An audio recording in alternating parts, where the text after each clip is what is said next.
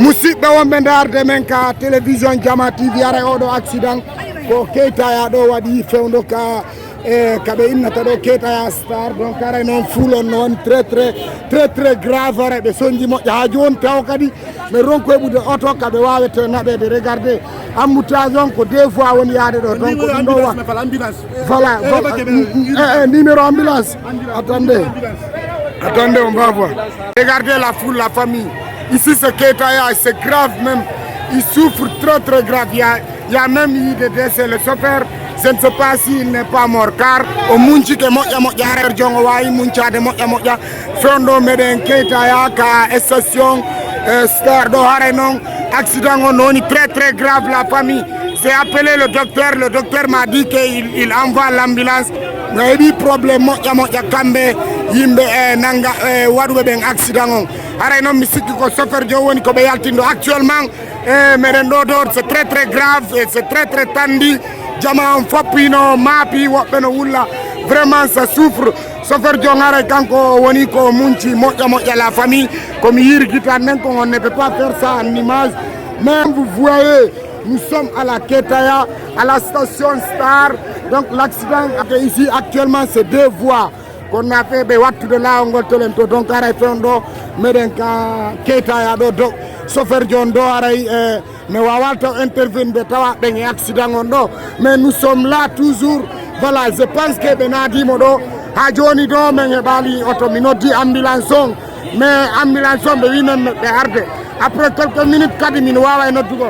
J'ai appelé un docteur, il envoie l'ambulance. Vous pouvez aussi. Donc, Harry accident, donc, il y a des serrani pour faire là parce que il y a des serrani oui. Assalamu alaikum. Donc, Harry me yi no moba do moƴƴa me yi accident grave me yi do rewɓe ɗiɗo komi yi kon e goɗɗo kadi mo naat ɗon ɗo joni munciɗo hara ɗo wawi men explicande seeɗa ko Jama TV.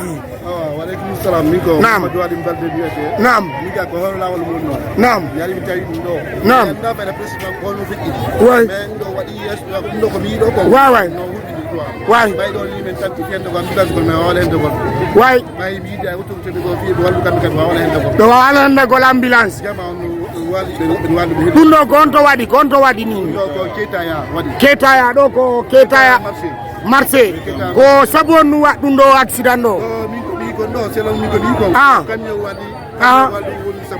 camion wal wonno 3e position ko 2 fois non woni lawol ngol gola lawol no wattede d'accord are kon no wiyete ɗo ganditino men mo Mamadou Alim Balde merci beaucoup are ko Jama TV way ɗo mari ko ɓeydon on mari ko ɓeydon voilà donc min mi noddi docteur jo goɗo inni mo addude ambulance enfin mi halnimo c'est très grave j'ai appelé il envoie l'ambulance prenez son numéro musidɓe julɓe wonɓe jentade radio télévision Jama TV o yi o mon ɗo yiide ɓe naɓa ɗo ko fure on ni haray noon o yika ka station ɓe woni nadoydemo serato parti ka lavage o wonir ɗon haray ndaare ɗo actuellement meɗen Keita on yi mouvement on voilà o yi station on ɗo voilà ndaare ɗo noon o yi station on donc kono caméra on daraki parce que ari il faudrait que mouvement ko ɗo anda ton o métier ɗo hoya donc ce qui est sûr ɗum ɗo fof ko fi humpitugol on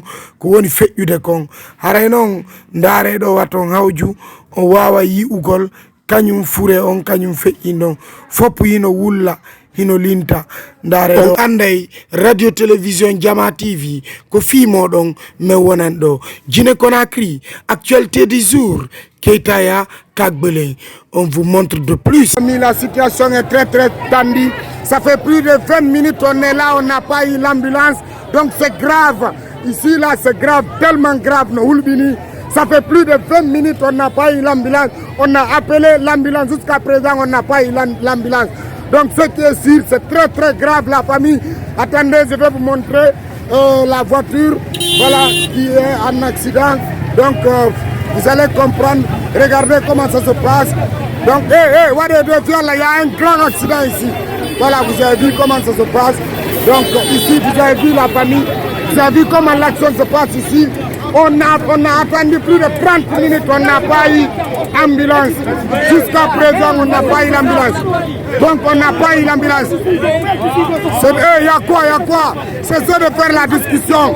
On a un grand problème actuellement. Il y a trois blessés, un mort. Regardez, le sauveur là, je pense qu'il est mort. Regardez entre eux aussi. Regardez la famille, regardez les Guinéens. Malgré l'autre là est en train de faire la guerre. Malgré il y a un cancer. Regardez la fatigue, mes soeurs de serre. Regardez comment ça se passe. Ici c'est là, regardez comment ça se passe. On a appelé l'ambulance, jusqu'à présent l'ambulance n'a pas venu. C'est ici ils ont fait sortir le chauffeur. Si vous voyez,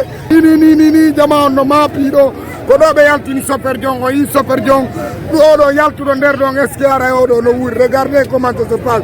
Donc, I don't know. No, hari mene mengala do gra. I don't know why go out on said parce que ara yidu ndoko tevu awat no yewte ko fande ko Jama TV.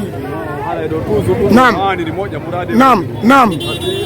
Hulbini moja Jama hare wat doy kwa ka circulation ji dum ala oui.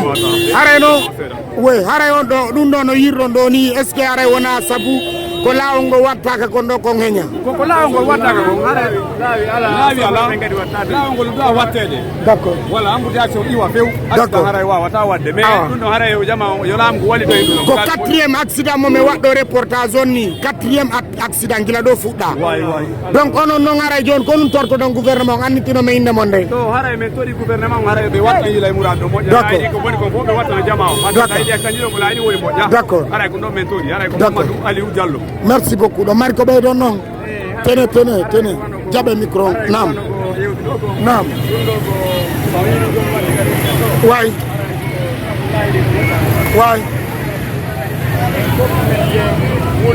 Naam. Jarama annitine men inde mon. Merci beaucoup.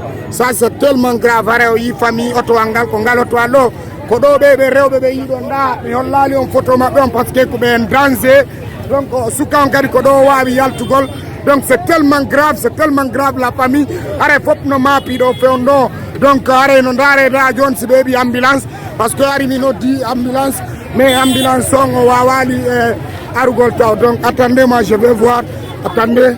S'il vous plaît, attendez-moi. Excusez-moi. Peut-être arrive.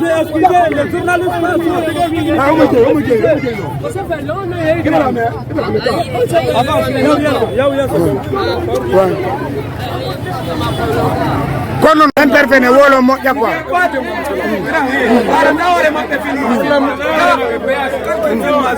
Kono woni d'accident. Naam. Men nani biyu no wada. Men fo men yalti. Naam. Ban menen kadi ko men jimbe kan kadi ko tagado. Naam. Men ngari sobi ko mo fami ka.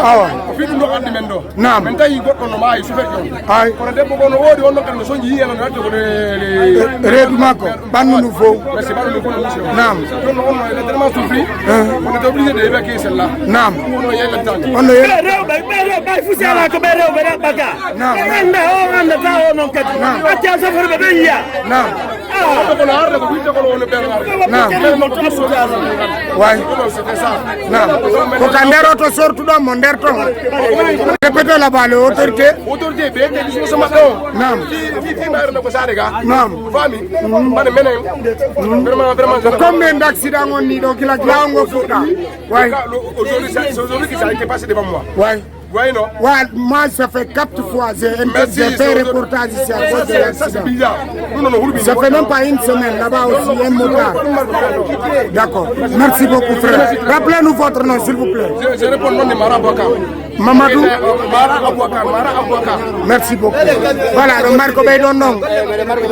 Naam. Laongol tampinion. Kona wattede ko. Naam.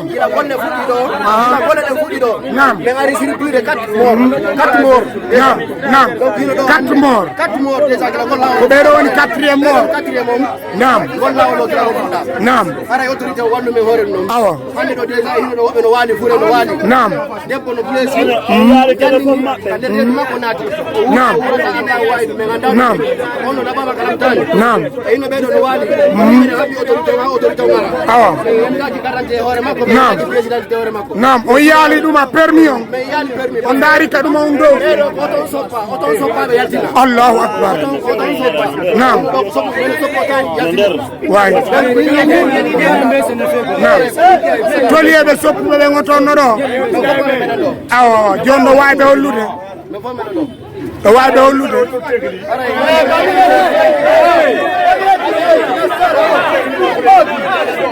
non, attaquez. Pardonnez, s'il vous plaît, vous aussi, s'il vous plaît, écoutez. Pas des numéros, moi le respect. Donc, je n'aurai pas de numéro de Torodon, autorité.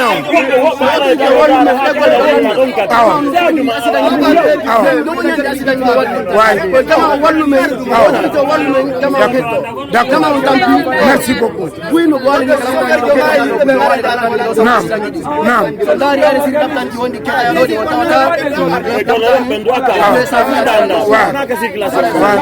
Ani duro me inde monde Alassane Diallo merci ko Jama TV me wertani ko merci beaucoup are no wodi be do seeda interview merci are yalla ya ko parti yalla yarno parti vous allez bien? Vous pouvez parler, voilà, au Sosoui Fala, au Sosoui Fala. Wa alaykoum salam, au voir que dans notre bruit beau. Non. C'est vrai que c'est Madame Bangoura. Madame Bangoura. C'est vrai que non. À bien fort de TP. Non. On a assassin, on dort, mais on a la wayne de Barfa, on a la wayne de Parapi. Non. Et voilà, on a cause pour ça, c'est dans Barba. Non. Mais bien montant la part, ah, camion parti au tout. Ah, Nana Kumba. Ouais. Zenes Mangé. Non. Non. Jibril Kamara. Atananti Zenes Mangé. Non. Non. Et toi, il y a un enfant. Non. Non. Naam. Naam. Naam. Ana autorité nanga compte mo so fekk amuna mo tangu ngira compte mo amuna mo taka compte mana autorité nanga compte awa also wa nurse be so awa wo ra mangera sababu ya naam donc nena mo wani na na bapi mo mangera ya mo ko nona maintenant depuis woto na be c'est la première accident quand nous bara wogeli accident fera be ano rota mo ini ma accident fera be mo na kan tanto a kota kota nana ya mo ri sa mo mo ni ko awa donc nana y a pas de problème rappelez-nous votre nom wogeli di mota ah faut de TP oh on va qui fanyi ala ya fana am fa ala ga ne mu fa ala ne fandanda merci beaucoup c'était Jama TV merci beaucoup bonsoir voilà vous pouvez vous présenter restez là-bas ouais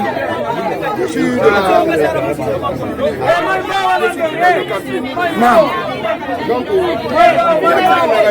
ah ba mu ya wori ba kina muna mo mi kana na ba pour que fure je no mi da ko parce que mi de ba mo ouais donc mu le kada na mal ko mi no ma fa de kina mu mu kai ko ko bara sanda ga mi re mu ma haka mu ma ga mi chauffeur na ya atanu camion na langue de nun camion na tira ah camion na camion na be na chauffeur go abaraji ya mu ko awa chauffeur baraji awa donc amu mali mu kata fene mu ay ga mi re ko bonsoir voilà vous pouvez vous présenter restez là-bas ouais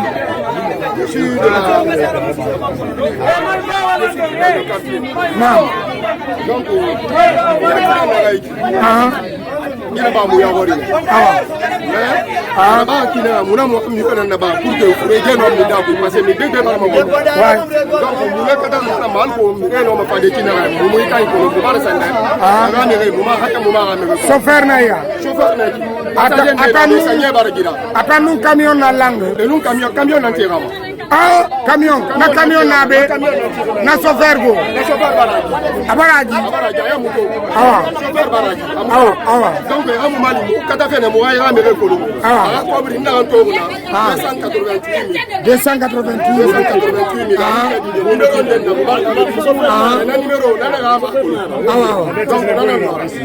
Il n'y a pas de problème. Bonjour, qui fait rappelez-nous votre nom. Moi, c'est Kamara Djibril. Ah, on mise pas le magasin de qui kira affaire. Ah. Et là, quand il y a une solution comme le camion qui a fait. Ah. On a une journée pour. Ah. Camion qui a fait. Ah. Et Rabin Nati. Ah. Et non, il y a des fois. Ah. Taximètre est là. Ah. Donc, on a un moulaba. Ah. Et l'air fansa camion affaire à camion. Camion il y a la. Ah. Camion il y a malheur. Ah. Ah. Donc, on a là. Rappelez-nous votre nom. Moi, c'est Kamara Djibril. Merci beaucoup, monsieur Kamara. C'était Jama TV. Merci. Merci, la famille. C'est comme ça que ça se passe. Tout le monde est là. L'accident est tellement grave. Tellement grave. Wallahi, billahi.